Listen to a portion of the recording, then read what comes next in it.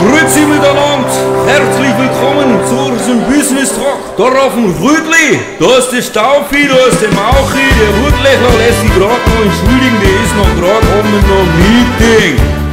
Ich komm von Tal und Berge, bin weiß wie's Matterhorn.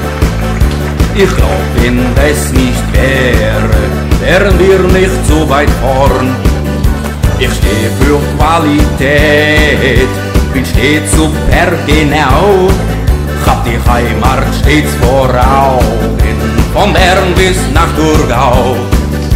Schneeweiß wie die Berge, immer gut in Form, immer haargenau, gemäß der Schweizer Norm. Allerweise sprech ich eher leise, doch heute ist alles anders. Der Emil ist weit vorn, weit vorn.